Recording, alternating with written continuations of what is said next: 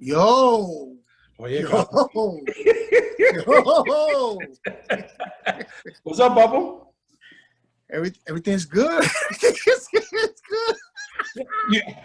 You're gonna have something for me today, right? You're gonna have something. No, of course. I did a little rehab today. I felt good. Oh, that's nice, man. How's the knee feeling? It's feeling good. My girl is telling me that I'm pushing myself too hard. She doesn't understand my mindset. I'm in the level. They're getting at you. Shafiq sent the text, yo, bitch, you ready for ball? Yeah, man. Shafiq is changing, man. Yeah, they're trying to get at you. Oh, Chris. What's up? Funny story. Yes, I love funny stories. Before I begin this story, I'm gonna preface it with something. You ever heard of the term 6 degrees of separation? 6 degrees. Yes, I have. All right. It's actually a movie with Will Smith, something like that. But go ahead. Okay. A young Will Smith. 6 degrees of separation is the idea that all people are 6 or fewer social connections away from each other. It's key, social connections away from each other. Also known as the 6 handshake rule. As a result, you're good? Yeah, I'm good. I'm sorry. I hit the wrong thing. Go ahead, continue. I apologize. As a result, a chain of a friend of a friend statement can be made to connect any two people at a maximum of 6 steps. I bring that up to tell you, so I'm home. I'm on Hulu watching a movie, Monsters and Men. Pretty good movie. Denzel's son and a couple of other good actors. But there's a basketball scene. So I'm looking at the movie, and it's a police officer movie, and I see these cops playing against these innocent kids. And they're going, and I'm looking close. Who do you think I see? I'm gonna say Big Al. No, JW Cortez. Our boy JW? Our boy JW. He's playing a cop, right? So I'm home watching the movie. I thought, oh, this is a really cool movie. It's a cool movie. So afterwards, I said, you know what? Let me shoot JW a text. Let me see if he responds. I said, hey, JW, what's up, brother? Hey, I'm watching Monsters versus Men. I think you could have had a couple more block shots. You weren't applying yourself. LOL. So like 20 minutes passes by, he goes, LOL. He goes, I normally don't bring up that movie because they cut out a lot of my scenes. I said, don't worry, brother. I said, Sunset Park is still proud of you and this, that, and the third. So he comes back, he goes, yo, check out the new J-Lo video. I said, what? He goes, yeah, check out the new J-Lo video. So he's in the new J-Lo video. So I'm there giggling because I'm thinking 6 degrees of separation. So Chris, do you think I got a shot? You mother, all you had to do.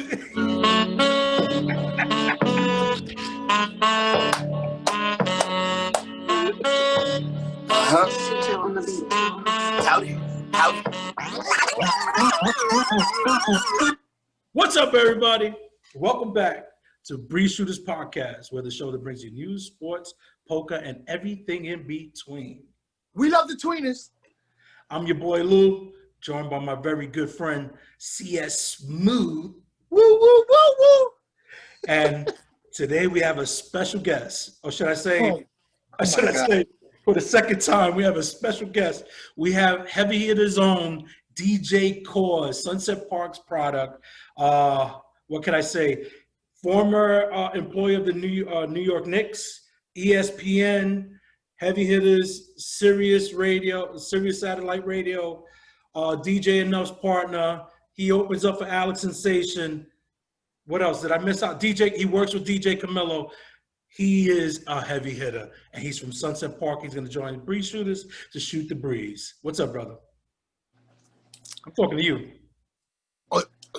I'm you know, and there's a saying in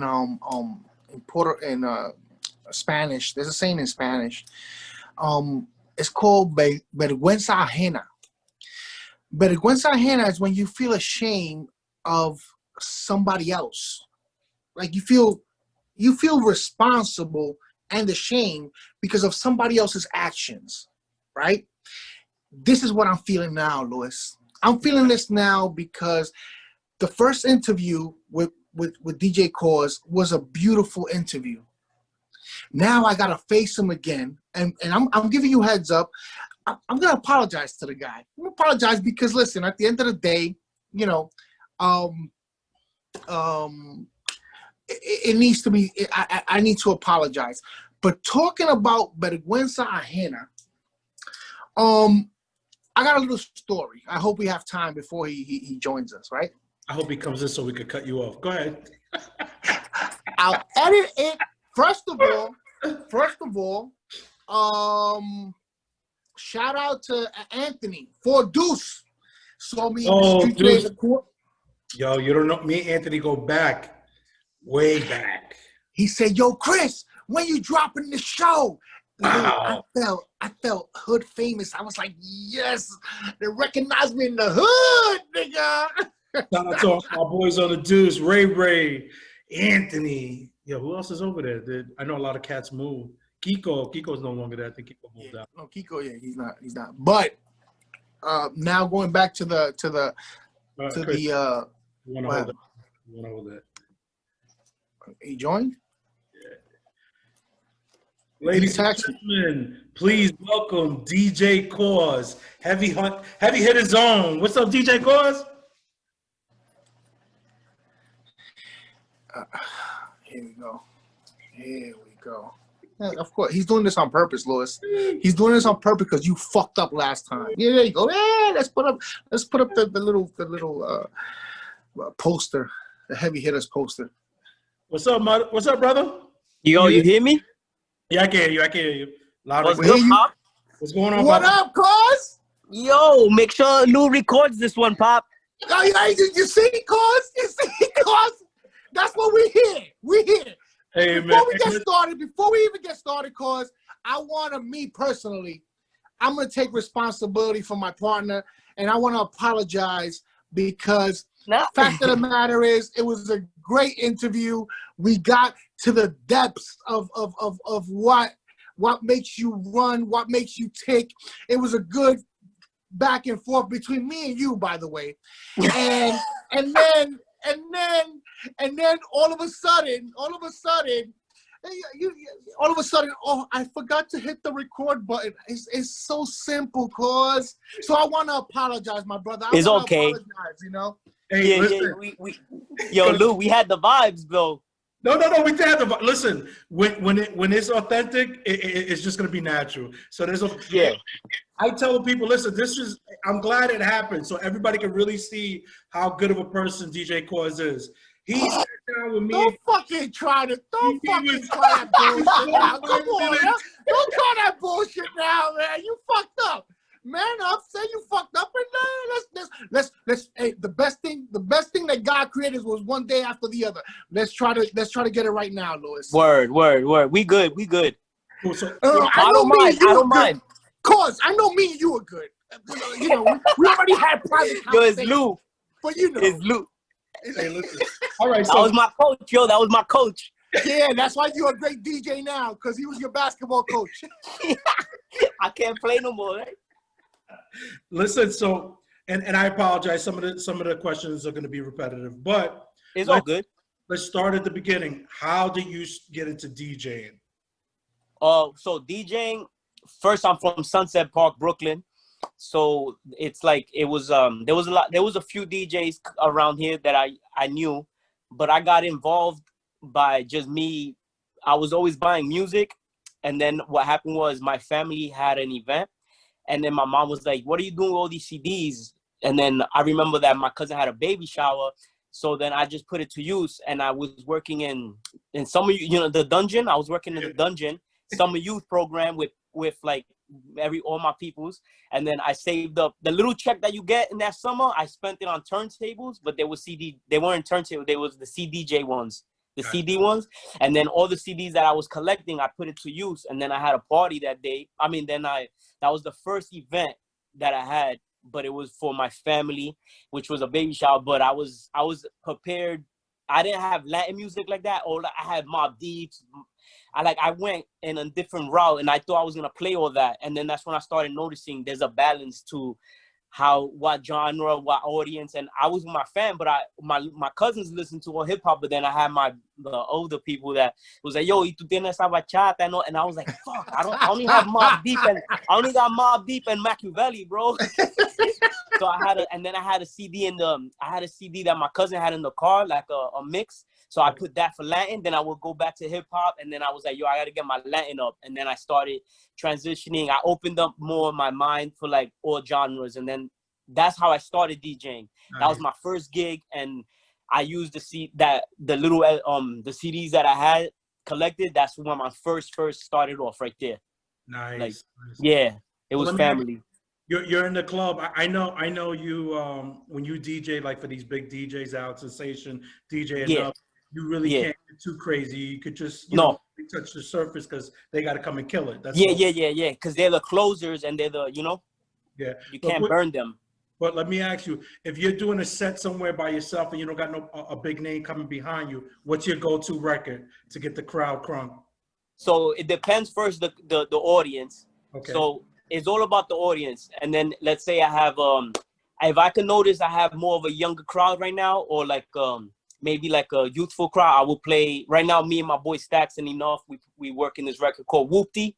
So I would start with like something like that, like a Brooklyn vibe. It's a good song. Like if you want to send it to y'all, I would start in that genre. Then I will build that. If I got an older crowd and I see it's more like let's say like a more 40 middle age, like 35 up, I would probably hit them with a Mark Anthony, or just to see the vibe, or just to see where we at. And then I would transition, because I could tell once I put one song where I'm going. Gotcha. As far as the vibes, yeah. Let me. What's your craziest Alex Sensation story? I know a lot of crazy shit happens with Alex. No, I mean, I'm with him I had a good event with him once, and it was me, him, Lobo. I mean, Lobo was there, but he had another gig and he had a bounce, and I was with Enuff. So we were all chilling, DJing, and we were all, it's mad crowd, and the stage is small, and it's like higher up, but it's real tight. And then we was in Queens. Yo, we were doing the set and everything, and someone was like, they had two sets, one for hip hop. There was like a battle going on. First it was Camelo and Enuff going at it, and it was fun. But then Sensation jumped on, and while he's doing his set and everything, he's spinning. He stops, he takes a picture with me, like a selfie, like during the set, and he's talking, doing everything, and still with the crowd. And then he just stops, and then he transitions again. I'm like, and then he goes, "That's how you do it, bro." I'm like, what the fuck?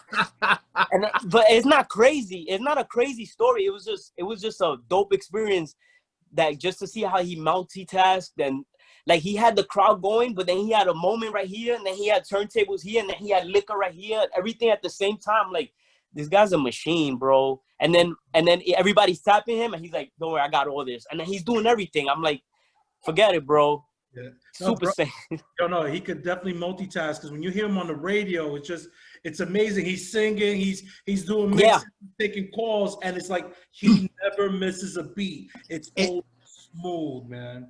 In these times, I follow Alex, and in these times he goes live, and he's normally, most of the time, he's in his crib. Yeah. And you could see, it's funny what Cause just said, because you could see he's reading what the people are typing to him. Yeah, everything. We want this, we want that. Then he tells his wife brings him a drink. He starts dancing with his wife. Yeah, turns he starts around, singing, goes back into the mix, and I'm like, yo, this fucking guy is amazing. He opened a couple of times for Mark Anthony, and he gets, talk about foreplay. He gets everybody, yeah. He gets everybody riled up for the bro. He gets you ready, bro. He gets you ready. He's my top 3 anyway, so it's crazy. I know for you being a music head and just being around all these acts, it's a great experience for you to witness. And they're just, what they're doing is just, they're helping your foundation, and you're about to explode in terms of the scene of becoming a DJ, which brings me to the point of how did the heavy hitter thing occur? Like, I know that's not an easy feat to make it. No. So that took years to grind. It was like, so everybody has their own path, and then mine was like a real grind style. Like most of all of them are. It's just that my grind was a little different. Like I felt like, so first I started working. I got a music job at B Street Records in Fulton. Yeah, the classic B Street. So I was working there for years. And then what happened was I was working with my boy Finesse and my homegirl DJ June. We were always DJing there, and I had the section for like hip hop and CDs, and then in the back it was vinyl. So I would go to the back and always be with vinyl, and then I would come back in the front and then do the CD because at the time it's transitioning. So then I used to see Enuff like once. I saw him pass by, but he didn't really speak to me. And then what happened was a few days later, his boy came through.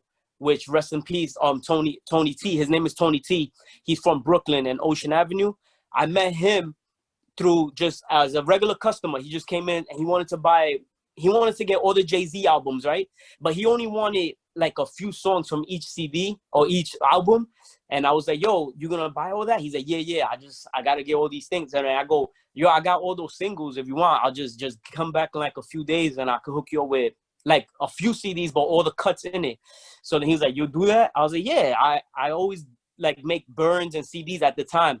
And then once I did that for him, he was like, he looked at me, he's like, yo, I'm gonna hook you up. So I was like, all right. And then the next 2 days he called me, he says, yo, I'm gonna link you up with my brother. Well, he brought up Enuff, but I didn't know this, but that was his man. He helped Enuff blow up. He got him a car when he was younger. He took him to gigs.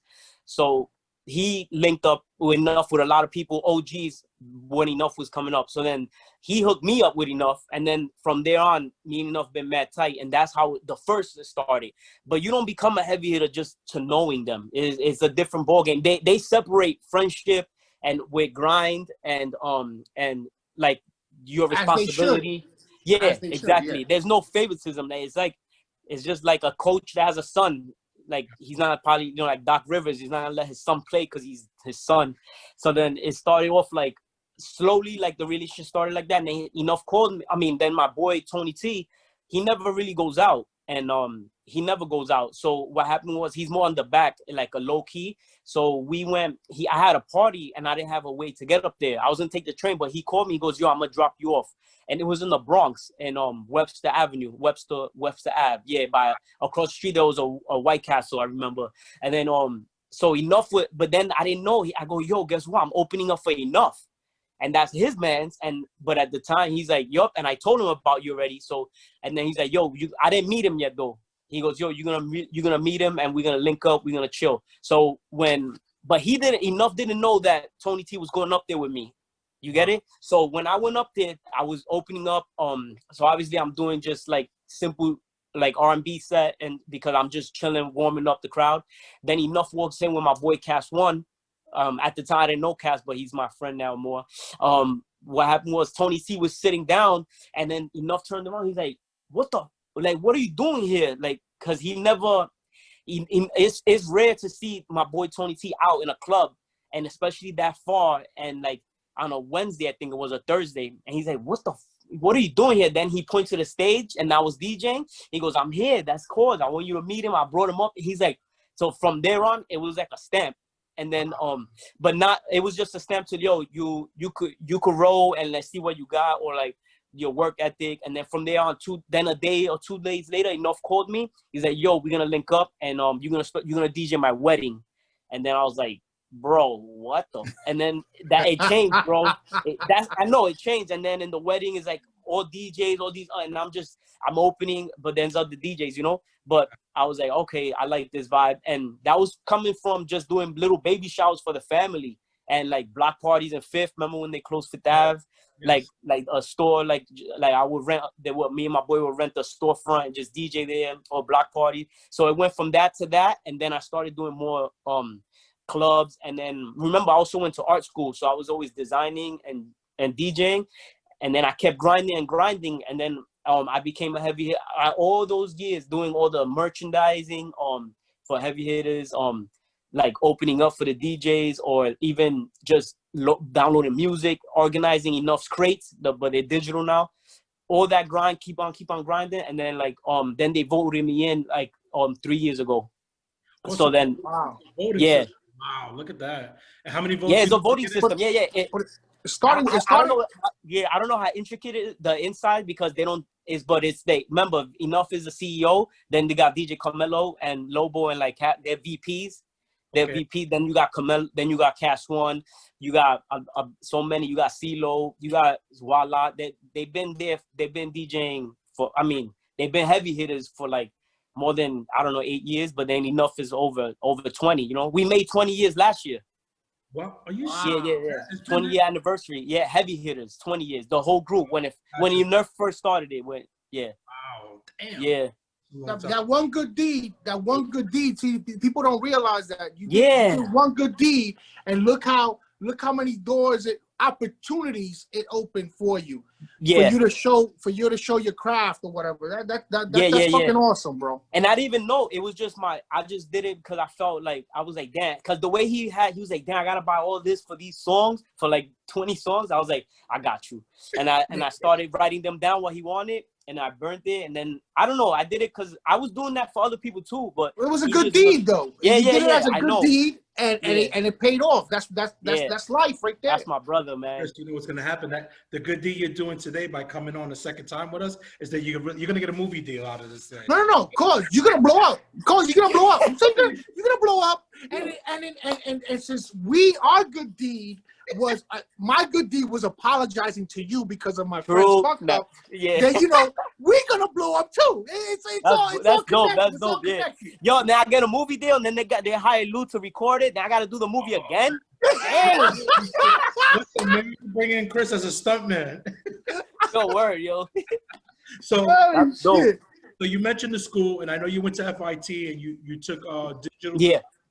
Yeah, exactly. Motion graphic design, digital media. Then I did then I was DJing still and working for ESPN, because I moved to Connecticut for a few years just to build my resume with, because I love marketing and design and DJing, and I just want to know, I know how to do it, but I'm still learning more how to make that like one big like avenue, which I would kind of have it not down pat, because you're always learning, but just like I want to use my passions and love towards that direction. So that's what So I worked for ESPN for 4 years. Chris, you heard the key thing there, right? He had to move to Connecticut, so he's dedicated to his craft. That's really big. I built it a big commitment. Lou, I know you want me to move. I ain't going nowhere. No, I'm just saying, if you want to move. No, I ain't going nowhere. My craft is my craft. Where you moving? Buy it. Lou, why you want him to move? No.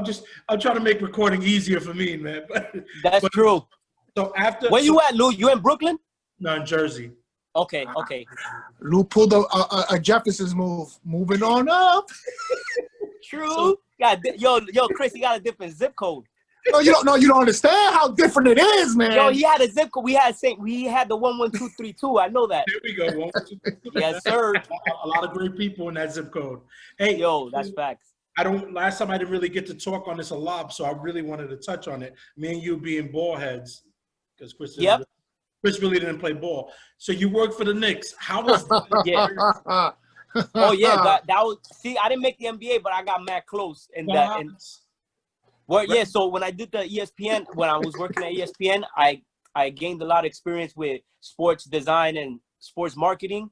So what happened was and like also some of my peoples, I would help them with the music background for like the actual themes. Like when you see like the Lakers versus Clippers, I remember they were trying to tap into the youth, so they will come to me, and sometimes we speak to them like, yo, this is what's going on. You could play this, but obviously you had to get clearance and the clean version. Okay. But that's a dope avenue too, like linking music with art and marketing and like networking. So then I worked there 4 years, and then my boy left. One of my best friends that was working at ESPN, he went to the Rangers, and then he was like, yo, I got an opportunity for you if you want. You come to New York, I got you. We could get you hopefully at the Knicks.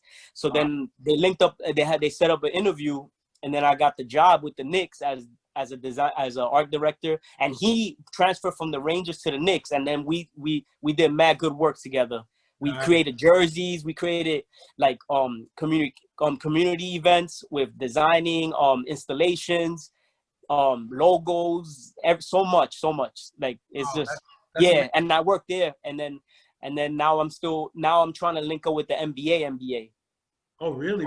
Yeah, Like the office? the real NBA. Yeah, I would like to see if I could go in that direction and then DJ and see how everything can link up. Listen, I think you're on the right path because Yeah, specifically hip hop. Hip hop is so important and it's so part of that NBA culture. Influential. It's very influential. yeah. Like It's I mean, over. like, I'm looking at Travis Scott, man. He got his own meal at McDonald's. It's just Exactly. crazy how it's just like the hip hop is just crossing over to all these other avenues or lanes that weren't there before. So Well, it became the most. Yeah, it became the most streamed, the most revenue a few years ago. It passed like country or rock and everything. So Yeah. hip hop is here to stay. Like, it's over. I think you put yourself in a great position, man. Combining arts with music, I think you're set. You're set. So let me. I'm gonna send you a mixtape, cause I spit some bars when I was younger, but I just let's go, Chris. I'm gonna send it to you, and you be honest. You tell me if I still got it. Soto vibes. We do the best of Soto. It's a blend of bachata with freaking reggaeton. Yeah, and freestyle. So during your time with the Knicks, how was that experience in terms of were you close enough to the players? No, I was with KP. I would do the photo shoot, me and my boy Tariq, but my boy now works for the Clippers, so he's the art director there. So we would be with the players, like obviously setting up the photo shoots, and then sometimes the b-ball operations, basketball operations, they didn't want us so close because I don't know why, but the thing is that we had a certain character that they would gravitate to us and speak to us, and like Courtney Lee, he's a graphic designer, so Courtney Lee will they will hit me up, like KP, we would be shooting jump shots with them in upstate, like while we're doing the photo shoot, and like we would like kind of present to them the vision of the upcoming season of how we would like maybe rearrange their photos, how we're using them, and then they will also want the work that we would do. They want it personal for them to post. So it'll be we were getting personal with some of them, and it was cool. And then also as far as like meeting other players, like because obviously I will have full court access, and then we will go I will go early and see LeBron shoot around right there, like. Yeah, because we had access. That's crazy. Let me actually keep it real. When you were going against KP, you were trying to bust his ass, right? Yo, KP? Wait, because he got strong at that time. He was like a little, but he got stronger though. But yo, with my arc, I can't even. That he's like that little nip. Bing. So he's really he's a legit 7 feet. He's 7'2". It looks bigger because the way he looks taller than. It just looks weird because he's so and then he comes down and it says hi to you, and you're like, what the hell? He's like, though, right? I know he likes. Yeah, he is. Yep. He is. I was so sad when the Knicks lost. I was like, damn. All the good talent we get, we always let them go. He didn't want to be here either. But he didn't want to. Yeah, there was a struggle, and his brother was like more the mouthpiece, and it was like a weird combination, and I didn't really understand. The brother would answer for him all the time, and I guess, his brother was more like the one that would speak about everything. So we would be like, yo, we want to talk to KP. Oh, shit. Wow. But it was his brother. His brother's his manager. So. Oh, okay. So of course, I want to take this brief time because I don't want to fuck up like last time. How are we doing on time, Louis?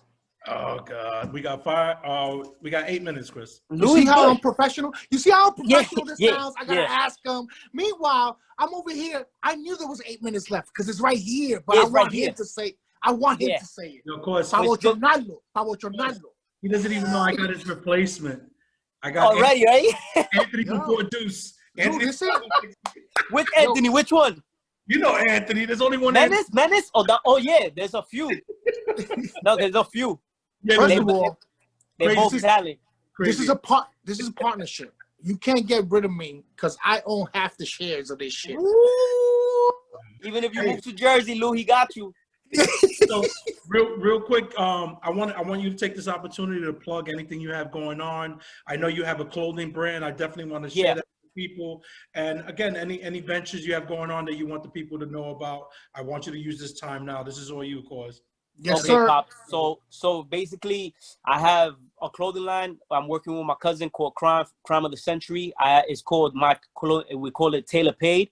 We're working on some new sketches, designing now, so everything will be coming out. So Tailor Paid. Then you can follow me at Djcause Designs at IG, obviously, and Twitter. I have Djcause, but I'm mostly on IG because it's more artistic and music-wise, music-driven. I'm working right now with my brother Stacks and Enuff. We're marketing the artist I told you about, CJ from Staten Island. They got a single called Whoopty. I'm working on right now with my boy from Miami, Efeezy. He's a DJ. Efeezy, I'm doing some designs and stuff for him for his big events. And then hopefully, like, we're trying to see if I could help him with some logos and clothing. So there's like a lot of like projects that I'm working on, and some of them are like completed and some of them are not. It's just that it's a lot. So right now it's just like through your IG, we everything. Our followers can get all the information. Yeah. So through the IG, I got you'll see my projects or what I'm working on, and then I was obviously from there, they'll follow. I'll link up like new stuff for them to like if they want to like view it, and then my page is there, my clothing line, and sing music. I don't think I hit 300 followers, but I got about 300 followers. All of them are gonna be. I'm gonna tag you. Yo, but wait. Don't miscount that 300. If they're loyal and they're real, that's dope. Oh no, loyal and real. It's quality, bro. Over quantity, it's quality, bro. Yeah, I know, but loyalty, we're gonna carry the two. Some of them. So I got about 7 followers. I got 7 hardcore followers. Those 7, I want those 7. Yes, sir. You got them, cause you got them. Chris owes everybody else money. That's why they're not real with him. Oh, yo, business out there. I don't owe money. It's bad investments. Exactly. So that means the album's not dropping. His album's not drop. That when I'm gonna shoot you my mixtape, because that's what's gonna. I'm gonna take that money to cover. It's a Ponzi. Yeah, it's a lot of things going on. It's a lot of moving parts. There's a lot of moving parts. You like paying like $700 like Trump on taxes? There you go. In regards to Tailor Paid, the clothing line. Yes. Go order clothing online. Well, they go to my IG because we just got the WordPress that I'm getting it verified for. If I can have a Shopify and they could order it online, but right now if you DM me, that's how they'll get it. Like I'll just it's easier like that for now and then I'll link up the new info when everything goes online that they could just shop and it goes directly to their crib. If Chris wants a shirt, you guys do 4X. I'm not 4X anymore. Shit, I'm not Chris. I'm not 4X. This is 2X. You don't get that in CVS. You don't gotta work hard for that, baby. Yo, Lou. No, hit me up if I can send y'all something. No, definitely. Much appreciated. Hit me up. It was a true pleasure, and thank you for coming back on, man. Always, much love, man. Chris, we appreciate you, man. Está bien. Yo, be careful. Be good, always. Man. Stay up, brother. Está bien, all right. Lou, if you fuck this up, I swear to God, I'm gonna get somebody. I'm gonna get another motherfucker, Lou. You joke around with replacing me. If you fuck this interview up, Louis, I'm gonna get somebody else. I'm tired of your bullshit. You know what? Ever since, I'm telling you, man, ever since you moved, you look at me differently, Lou. Looking down my nose. Yo, you have time for another one? Actually, no, because I gotta help Tanya but when I come back, I'll be back soon. How you feeling today? No, it's cool because I got something to do afterwards. But we got about 5 minutes. So I mean, anything you want to get into? I know there was something you were starting. I got a story, but I don't know if I could say it in 5 minutes, but I gotta compress it. Don't worry about it. All right, Lou, don't fuck this up. Are you sure we got time? And I don't want you to edit none of this out. I want people to know that you're a fucker. Get into it. You got fucking. All right, so check this out, Lou. For my youngest daughter's 15th birthday, I decided to gift her a cruise. Yeah. Go on a cruise with her. So we go on a cruise, and you know the cruise. One of the things are they make you mingle, they make you socialize with other people. That's the experience.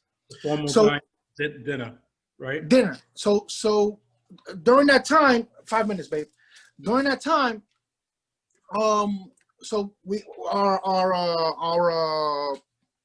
The host. our dinner time was 6:45. Mm-hmm. So we meet, and it was so we sit down. It was a table of 8, but I think there was only 7 people. So we had a old Jewish couple to my left. To their left, they had what's the politically way to say this? They had a interracial couple. You know, the Jungle Fever thing. Yeah. So White girl, black guy, or other way around? Black girl, white guy. Okay. And then, of course, it was my daughter, her mom, and myself. So, Lou, for me, and this should be for everybody, dinner time is sacred. You know, you sit down. It's not a, you know, we can have a conversation, but it's not a yappity yap, bah, bah, bah, bah, bah, bah, bah. It's sacred. You know, you have to enjoy it. And I got in front of me a nice filet mignon. You call it mignon? That's how you say it, mignon? Filet mignon. Oh, mignon. Okay. So I'm eating my filet mignon, and so there's two. I skipped. I'm sorry. So we get to see these people. We get to know them. Everybody introduces everybody. A couple of days in, that was on Sunday. A couple of days in, I was hungry that day. I had done an excursion. The sun, you know, when the sun hits you, you're fucking hungry. Whatever. So the Jewish lady, the older Jewish lady, is talking to me. Okay.